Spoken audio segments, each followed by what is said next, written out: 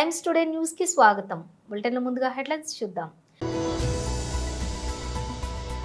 శాసన మండలి విపక్ష నేత బొత్స సత్యనారాయణ ప్రెస్ మీట్.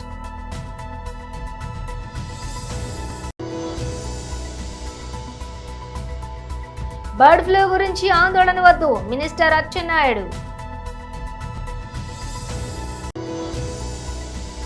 హైదరాబాద్ లో బీజేపీ రాష్ట్ర కార్యాలయంలో బీజేపీ ఎస్సీ మోర్చా జాతీయ అధికార ప్రతినిధి డాక్టర్ ముఖేష్ కుమార్ విలేకరుల సమావేశం. తెలంగాణ భవన్ లో బీఆర్ఎస్ నేతల ప్రెస్ మీట్.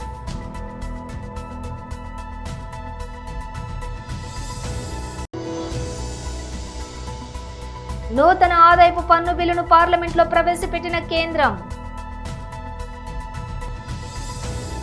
ఇక డీటెయిల్స్ చూసే శాసన మండలి విపక్ష నేత బొత్స సత్యనారాయణ ప్రెస్ మీట్ నిర్వహించారు. పవర్ కట్లు స్టార్ట్ అయిపోయి ఏదైతే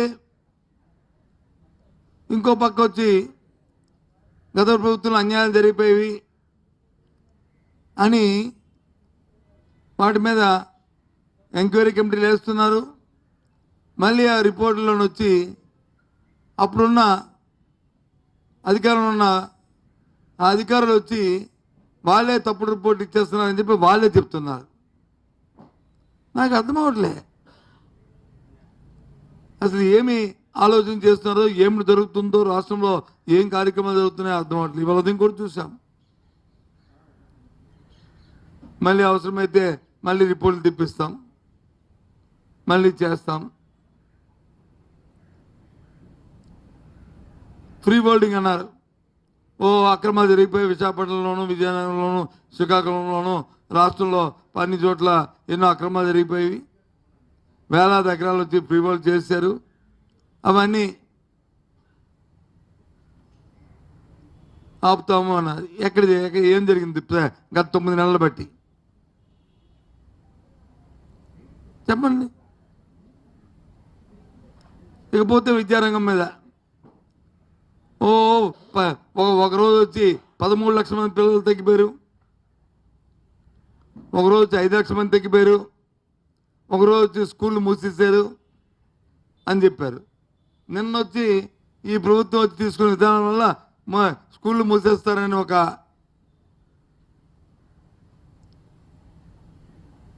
తల్లిదండ్రుల నుంచి అలాగే అధ్యాపకుల నుంచి రాగానే ఒక స్కూల్ కూడా ముయ్యమని తిరిగి వాళ్ళే స్టేట్మెంట్ ఇస్తున్నారు.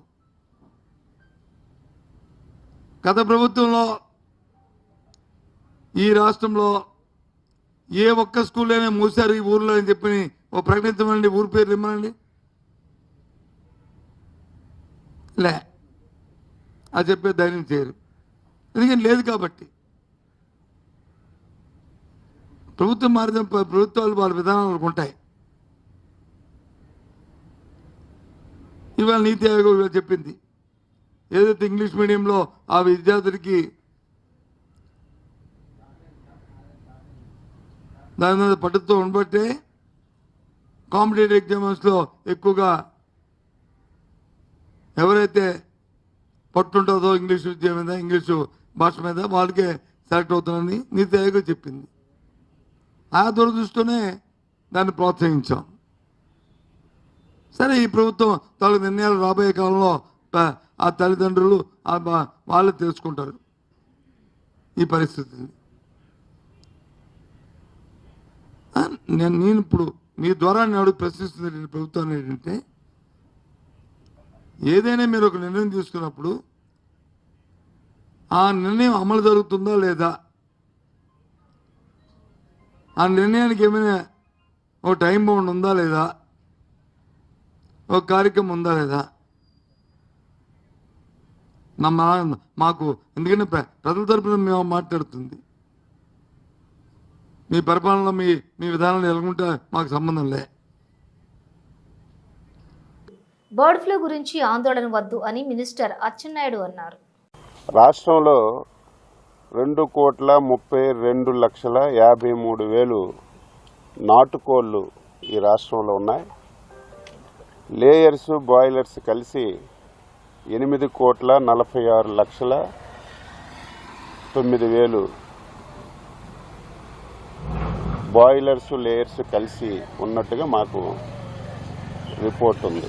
అంటే దాదాపుగా ఈ రాష్ట్రంలో 10,78,63,152 కోళ్లు ఉన్నాయి మనకి రాష్ట్ర ప్రభుత్వం ఉన్న దగ్గర సమాచారం ప్రకారం.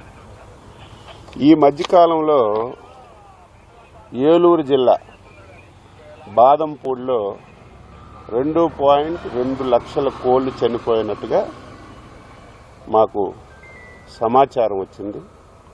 అదేవిధంగా వెస్ట్ గోదావరి జిల్లా వేల్పూర్లో 2.5 లక్షల కోళ్లు చనిపోయినట్టుగా సమాచారం వచ్చింది.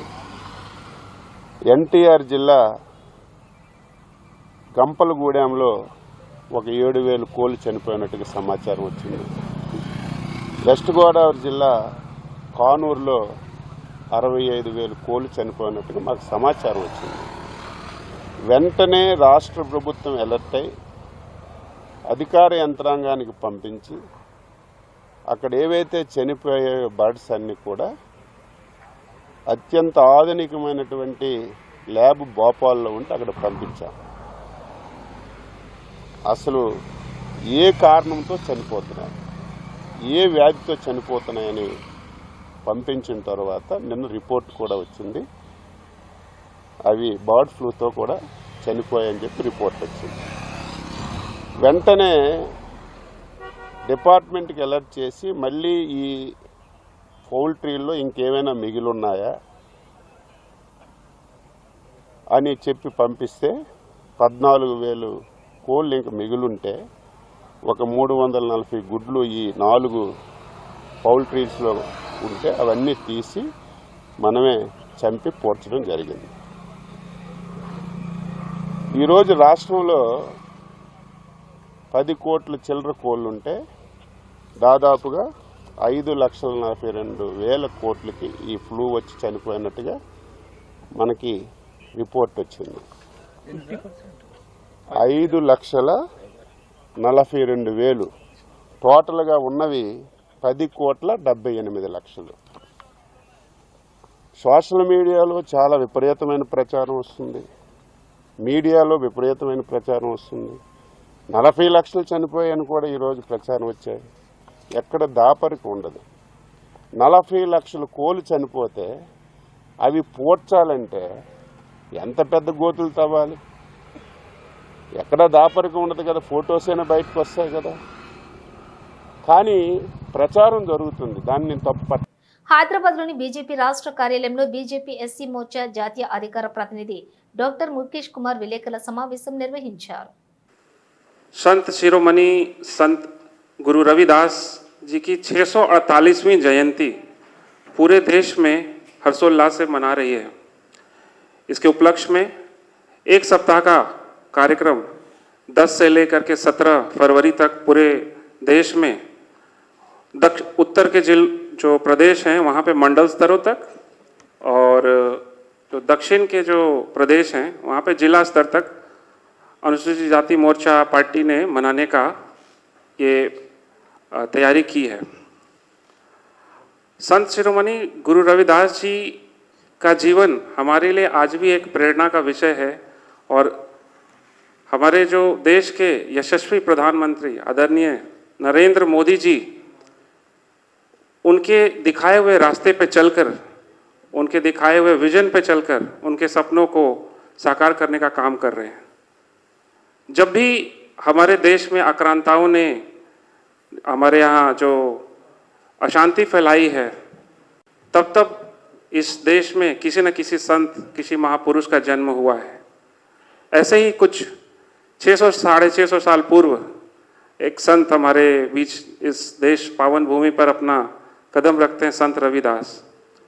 और इस पर्व को मनाने के लिए, उनके बातों को जन जन तक पहुंचाने के लिए भारतीय जनता पार्टी अनुसूचित जाति मोर्चा कर्तव्यबद्ध है। उन्होंने जब संत रविदास जी कहते हैं कि एक देश का स्थिति कैसा होना चाहिए, एक राज्य कैसा होना चाहिए, उन्होंने एक ऐसे आइडियल स्टेट की बात की जिसको उन्होंने नाम दिया बेगमपुरा। बेगमपुरा माने वो जगह जहाँ कोई गम ना हो, कोई दर्द ना हो। ऐसे उन्होंने अपनी वाणी में कहा कि ऐसा चाहूँ राज मिले समय को अन्न, छोट बड़न सब सम बसे, रविदास रहे प्रसन्न। मतलब ऐसी राज्य की कल्पना की जो समता, समरसता और वो जो इंडिपेंडेंस का जो उन्होंने एक हमें परिकल्पना दी, आज उसी संकल्प को मोदी जी जन जन तक पहुंचा रहे हैं।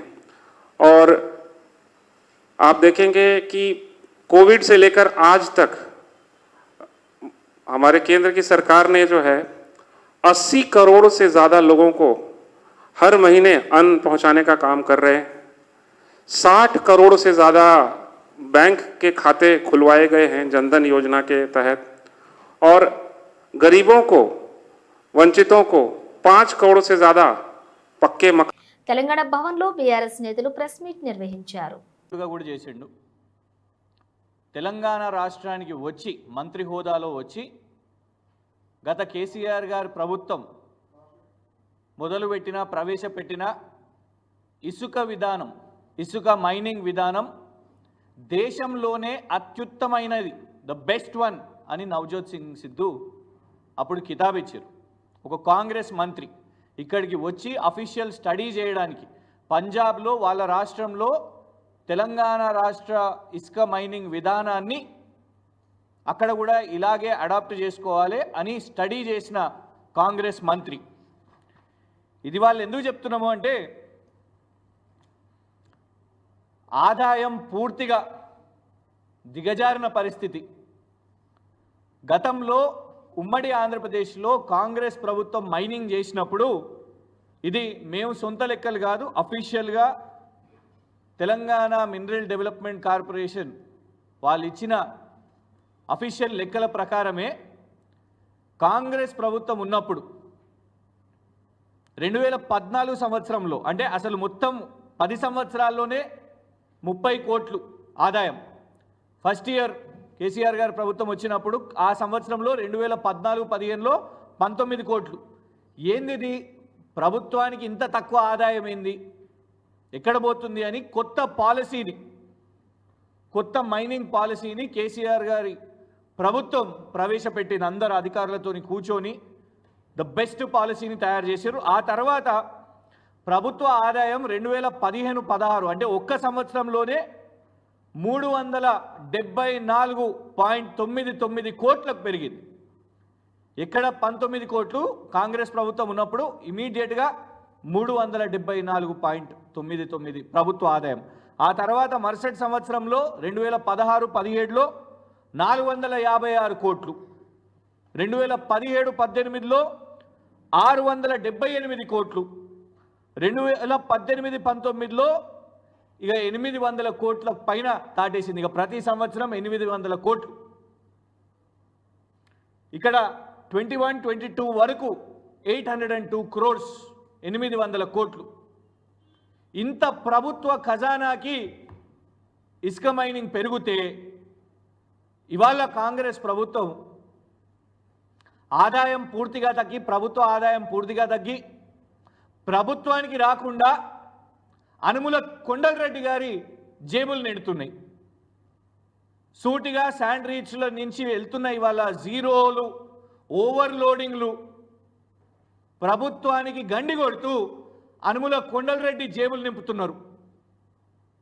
కరీంనగర్ రీచులు, పెద్దపల్లి రీచులు, ఫైన్ శాండ్, గోదావరి నుంచి వచ్చిన ఫైన్ శాండ్, ఫైనెస్ట్ శాండ్. గతంలో కేసీఆర్ గారి ప్రభుత్వంలో ఎప్పుడు చూసినా 365 రోజులు నీళ్ళే. కాళేశ్వరం పూర్తయిన తర్వాత ఎప్పుడు నీళ్ళే. అయినా కేంద్ర ప్రభుత్వం నూతన ఆదాయపు పన్ను బిల్లును పార్లమెంట్లో ప్రవేశపెట్టింది. కేంద్ర ఆర్థిక మంత్రి నిర్మలా సీతారామన్ ఈ బిల్లును పార్లమెంట్లో ప్రవేశపెట్టారు. ఈ బిల్లును ప్రవేశపెట్టడాన్ని నిరసిస్తూ విపక్షాలు లోక్సభ నుండి వాకౌట్ చేశాయి. ప్రస్తుతం అమల్లో ఉన్న దశాబ్దాల నాటి ఆదాయపు పన్ను చట్టం స్థానంలో కేంద్రం కొత్త చట్టాన్ని తీసుకురానుంది. ఇందులో భాగంగా ఆదాయపు పన్ను నూతన బిల్లు 2025ను పార్లమెంటు ముందుకు తీసుకువచ్చింది. విపక్షాల నిరసనల మధ్య నిర్మలా సీతారామన్ ఈ బిల్లును ప్రవేశపెట్టారు. దీంతో విపక్షాలు సభ నుండి వాకౌట్ చేశాయి. ఆ తర్వాత కాసేపటికి లోక్సభ మార్చి 10కి వాయిదా పడింది. 1961లో రూపొందించిన ఆదాయపు పన్ను చట్టానికి ఇప్పటి వరకు ఎన్నో సవరణలు జరిగాయి.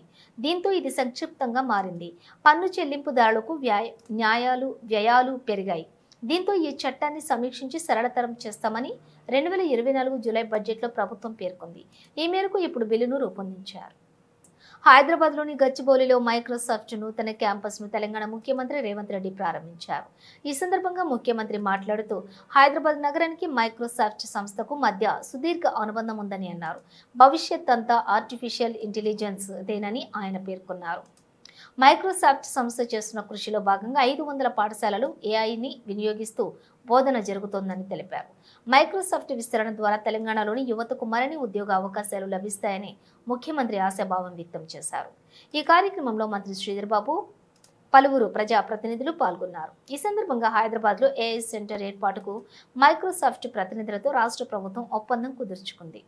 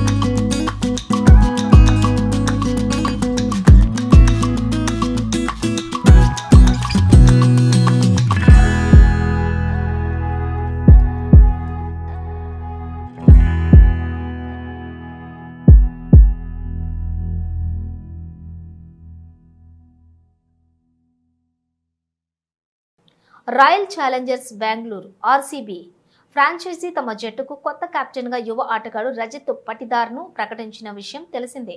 గత సీజన్ వరకు సారథిగా ఉన్న దక్షిణాఫ్రికా star player staff du Plessis స్థానంలో యంగ్ ప్లేయర్కు సారథ్య బాధ్యతలు అప్పగించింది.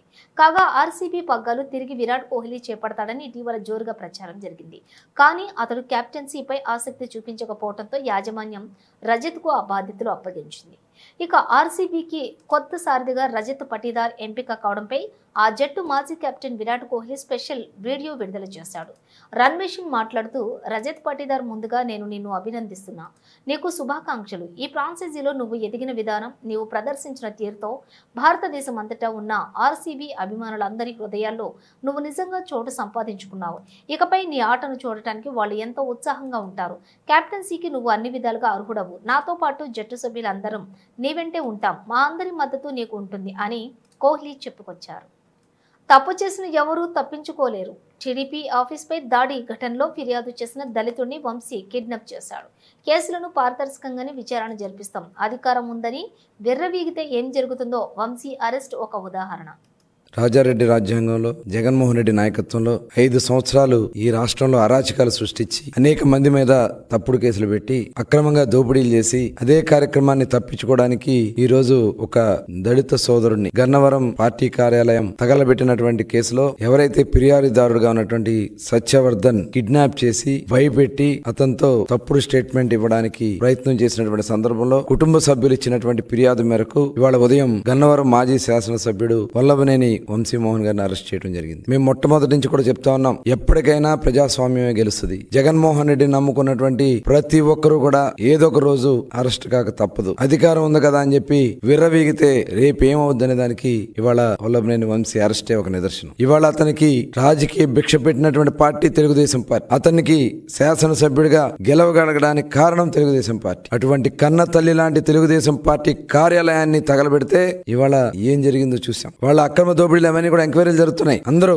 రాష్ట్రంలో ఉన్నటువంటి వైఎస్ఆర్ పార్టీలో ఎవరైతే తప్పులు చేశారో వాళ్ళందరూ కూడా ఎవరు కూడా తప్పించుకోలేరు. ఇవాళ రాజకీయంగా చాలా ప్రాధాన్యత కలిగినటువంటి కృష్ణా జిల్లాలో భ్రష్టు పట్టించారు ప్రతి ఒక్కరు కూడా. ఒక నాయకుడు క్యాసినో పెట్టిస్తాడు, నోరు ఉంది కదా అని బండబూతులు తిడతాడు, అధికారం ఉంది కదా అని చెప్పి అధికారుల్ని కాళ్ళ కింద వేసుకుని తొక్కే పరిస్థితి చేశారు. ఆ రోజున వాళ్ళు చేసినటువంటి దుర్మార్గాలు. ఇవాళ బందర్లో మచిలీపట్నంలో ఒక మాజీ మంత్రి బియ్యం స్కామ్ లో సొంత భార్యనే కేసులో ఇరికిచ్చినటువంటి దౌర్భాగ్యమైనటువంటి పరిస్థితులు వైఎస్ఆర్ పార్టీ ఇవాళ ఆ నాయకులది. తీర ప్రాంతంలో భూములు కొట్టేసిన ఒక మాజీ మంత్రి. తెలుగుదేశం పార్టీ ప్రధాన కార్యాలయంలో ఆ కుటుంబానికి రాజకీయ భిక్ష పెట్టినటువంటి పార్టీ తెలుగుదేశం పార్టీ. ఇవాళ దాడులు చేసి జగన్ దగ్గర మెప్పులు పొంది పదవులు పొందాలని చూస్తే ఏమైంది ఇవాళ మీరు చూశారు. ఇవాళ ఎవరు కూడా తప్పించుకోలేరు. ఇవాళ ఎవరైతే కంప్లైంట్ ఇచ్చారో అతని మీదే, ఒక దళితుడి మీదే ఇవాళ ఇలాంటి దుర్మార్గాలు చేస్తా ఉన్నారంటే ఎట్టి పరిస్థితుల్లో కూడా ప్రభుత్వం చూస్తూ ఊరుకోదు. ఖచ్చితంగా ఎవరు కూడా తప్పించుకోలేరు. ఇవాళ జగన్మోహన్ రెడ్డి గారు కూడా ఈ రాష్ట్రాన్ని ఏ రకంగా దోచుకున్నారో, ఇవాళ సొంత బాబాయ్ని ఏ రకంగా హత్య చేశారో మొత్తం కూడా ఇవాళ బయటకు వస్తున్నాయి. విచారణ కూడా వేగవంతంగా పూర్తి కావాల్సినటువంటి అవసరం ఉంది. దానికి కావాల్సినటువంటి చర్యలన్నీ కూడా తీసుకునే పరిస్థితి ఉంది. కాబట్టి ఎవరు కూడా తప్పించుకోలేరు. ఇవాళ వచ్చి మాట్లాడుతూ ఉన్నారు ఒక్కొక్కరు. మీరు మాట్లాడే అర్హత మీకుందా? మీరు చేసిన తప్పిదాలే మిమ్మల్ని వెనక పంపిస్తున్నారు. అది గుర్తుపెట్టుకోవాలని చెప్పి ఈ సందర్భంగా తెలియజేస్తూ, చాలా పారదర్శకంగా మేము కక్షపూరితంగా చేయాలంటే ప్రభుత్వం వచ్చిన నెల రోజుల్లోనే మొత్తం అందరినీ జైల్లో పెట్టొచ్చు. కానీ మేము ఎక్కడా కూడా ఎవరి మీద కూడా కక్ష సాధింపు చర్యలు తెలుగుదేశం పార్టీ చేయదు. ప్రజాస్వామ్యబద్ధంగానే ముందుకెళ్తాం. ఎవరైతే దీంట్లో అవినీతిలో గాని అరాచకాల్లో గాని భాగస్వాములు అయ్యారో వాళ్ళు ఎట్టి పరిస్థితి కూడా తప్పించుకోలేరని కూడా తెలియజేస్తాం. బులెటిన్ ముగించే ముందు హెడ్లైన్స్ మరోసారి. శాసన మండలి విపక్ష నేత బొత్స సత్యనారాయణ ప్రెస్ మీట్.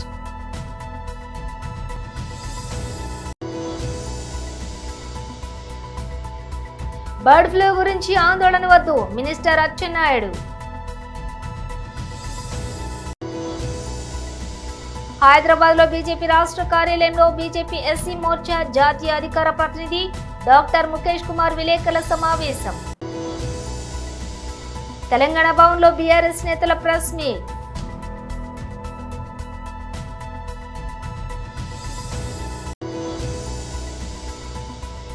నూతన ఆదాయపు పన్ను బిల్లును పార్లమెంట్లో ప్రవేశపెట్టిన కేంద్రం. ఇవి బులెటిన్ విశేషాలు. మరో బులెటిన్తో మళ్ళీ కలుద్దాం.